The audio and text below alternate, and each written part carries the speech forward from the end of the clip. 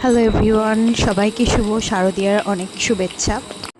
তো আজ সকালে বানিয়েছিলাম আমার ফেভারিট চিকেন পকোড়া। তারপর সকালে খেলাম মাছ, ভাত আর সবজি। এরপর নারকেল করা হচ্ছে আমাদের নাড়ু বানানোর জন্য।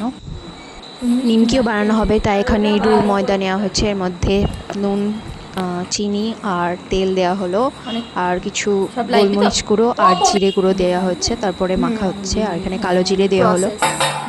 এবার অনেক অনেক সর্ষের তেল দিয়ে এটাকে অনেকক্ষণ ধরে মাখা হবে। ময়দাটাকে যত মাখা হবে তত ভালো হয় নিমকি। এবার আমার মা বেলছে ময়দাগুলোকে, নিমকির ময়দাটা যেটা, তারপরে কাটছে পিস পিস করে। আমার তো নিমকি খুবই ভালো লাগে। তোমাদের পুজোর মধ্যে কি কি স্ন্যাক্স এরকম পছন্দ জানিও কমেন্টসে। হয়ে গেছে নিমকি ভাজা, প্রচুর নিমকি, কিন্তু এটা ফুরোতে কিন্তু বেশি দিন টাইম লাগবে না।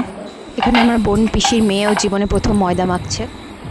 এবার ভাজা নাড়ু বানানোর জন্য এই ময়দাগুলো এখানে এভাবে গোল গোল করা হচ্ছে নাড়ুর মতো। এবার এগুলোকে ভাজা হবে। ভাজা নাড়ুও কিন্তু আমার খুব ভালো লাগে। নিমকি আর ভাজা নাড়ু এই দুটোই হচ্ছে বেস্ট। কালারটা কি সুন্দর না? নিমকির জন্য বানানো যে এক্সট্রা ময়দা ছিল সেটা দিয়ে আঙুল গজা বানানো হবে। তো এগুলো ভাজা হচ্ছে এভাবে পিস পিস করে কেটে নিয়ে, তারপর ভাজা হচ্ছে।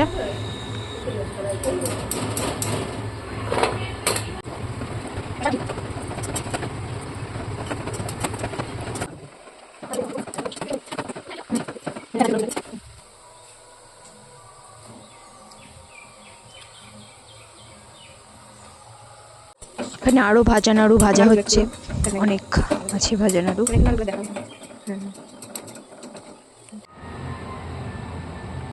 এবার আঙুল গজাগুলোকে মিষ্টির যেরকম রস করা হয় সেরকম শুকনো শুকনো রস করে এগুলোকে ভিজিয়ে নেওয়া হয়েছে। সেই পার্টটা ভিডিও করা হয়নি, সরি। তো আজ ষষ্ঠীটা এভাবেই কাটলো। কাল আবার দেখা হচ্ছে নেক্সট ভিডিওতে। আনটিল দেন।